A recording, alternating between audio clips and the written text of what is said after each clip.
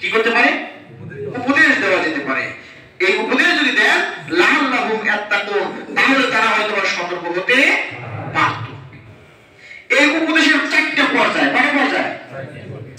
রাসূল কারীম সাল্লাল্লাহু আলাইহি ওয়াসাল্লাম তার জীবনে, তার সামগ্রিক জীবন যদি আমরা বিচার করি, তাহলে আমরা এই আয়াতের আমলের চারটি ধরন পাই। এক নম্বর হলো তাকে বিনয়ের সাথে ডাকা, দাওয়াত দেওয়া। কি করা? বিনয়ের সাথে দাওয়াত দেওয়া। এরপরে তাকে জিনিসটা বোঝানো। আমরা যেটা করি দাওয়াত দেই না? দাওয়াত দিয়ে নিয়ে এসে আমরা কোরআন আর হাদিসের মাধ্যমে বুঝাই কি বোঝাই না?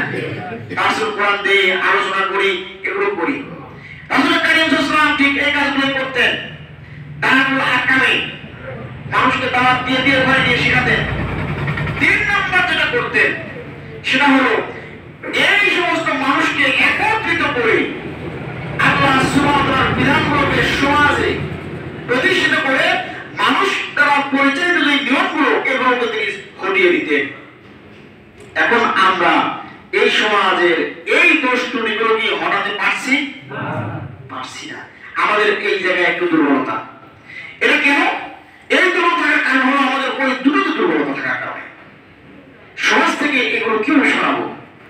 আজকে যদি আমার পরিবারকে আমি একটু পরিচ্ছন্ন করতে পারি, আরেকজনের পরিবারকে যদি পরিচ্ছন্ন করতে পারি, আমাদের এই পরিবারের এই সমাজের প্রত্যেকটা পরিবারকে যদি আমার পরিবার আর আপনার পরিবারকে পরিচ্ছন্ন করতে পারি, তাহলে এই সমাজকে পরিবর্তন হতে পারতো না।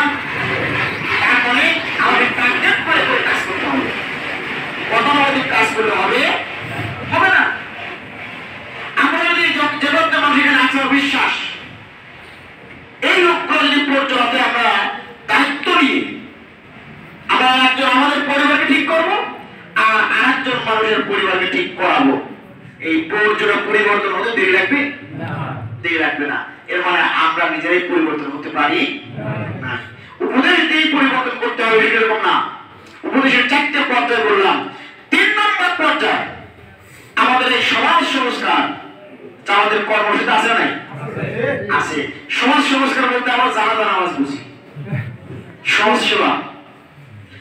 জানাজা নামাজ সমাজ সেবা।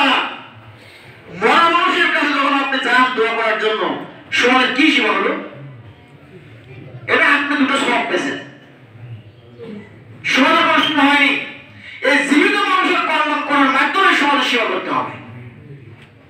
এটা কিভাবে করবেন এর বিষয়ে ব্যাখ্যা করতে পারবো না। শুধুমাত্র আল্লাহর বিধানগুলোকে মানার মাধ্যমে এই সমাজ সেবা আমাদের করতে হবে। 4 নম্বর কাজ রাসূল কারীম সাল্লাল্লাহু আলাইহি ওয়াসাল্লাম যে উপদেশগুলো দিয়েছেন তার মধ্যে 4 নম্বর হলো রাষ্ট্রীয় সংশোধন। কি সংশোধন? রাষ্ট্রীয় সংশোধন। এই কথাটা বললেই মনে আমার সময় শেষ হয়ে যাবে। রাষ্ট্রীয় সংশোধন যে রাসূল সাল্লাল্লাহু আলাইহি ওয়াসাল্লাম করেছেন, এটা কি দলিল প্রমাণ দেওয়ার দরকার আছে? নাই। এখন যদি কেউ বলে যে কোরআনের মধ্যে রাজনীতি নাই, এই কথাটা কি সে কোরআনকে অস্বীকার করছে না? অস্বীকার করছে। আমরা বলেছিলাম কেউ যদি অস্বীকার করে অথবা তুচ্ছ তাচ্ছিল্য করে, একসাথে দুটোই করছে, তাদের সাথে সমাধান করা যাবে না। আপনি এই সমাধান তাদের সাথে করলেন না। যারা কথাগুলো বলে যে রাজনীতি অপবিত্র জিনিস, এটা কোরআন হাদিসের সাথে সম্পর্ক নাই, আপনি দায়িত্ব নিলেন যে আমি তাদের সাথে আর যাবো না। এবার অসংখ্য মানুষ তাদের সাথে আসে নাই। এবার আপনার দায়িত্ব কি? যে লোকগুলো তাদের পিছনে পঙ্গপালের মতো ছুটে, আপনি তাদেরকে একজন করে টার্গেট নিয়ে কোরআন হাদিস বোঝান।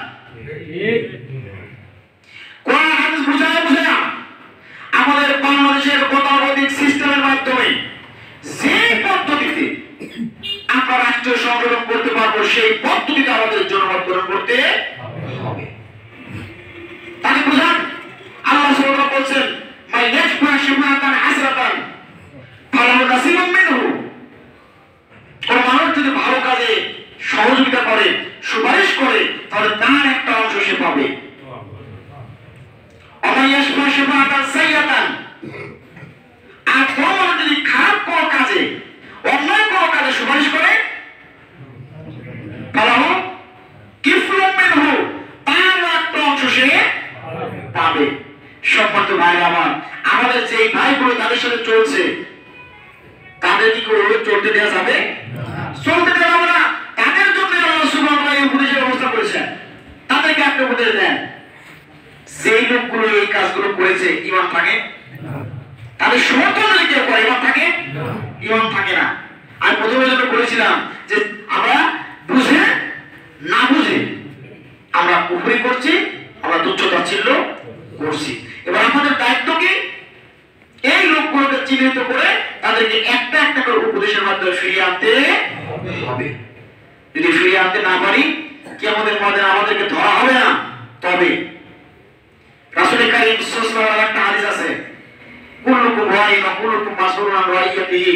প্রত্যেক দায়িত্বশীল, আপনার পরিবারের কেউ, আপনার ভাই, আপনার আশেপাশের কেউ যদি এই কাজে যুক্ত হয়ে যায়, তাহলে তাকে ফেরানোর দায়িত্ব আপনার আছে না? আছে। এই লোকগুলো যখন জাহান্নামে যাবে, জাহান্নামে যাওয়ার সময় জাহান্নামে নিক্ষেপ করার সময় তাকে বলবে, আলামিয়া তিকুম নাজির, তোমাকে কেউ সংশোধন করে নাই?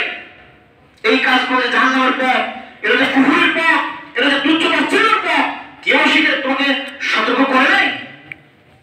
তখন কিন্তু বলবে। আমি যদি সতর্ক করে থাকি তাহলে বলবে, আমি যদি সতর্ক না করে থাকি সেটাও বলবে। যদি সতর্ক না করে থাকি আর যদি বলে যে না আমাকে তো কেউ সতর্ক করে নাই, তাহলে ধরা খাওয়ার সুযোগ আছে নাই? আছে। এই ধরা খাওয়া যাবে না। আমাদেরকে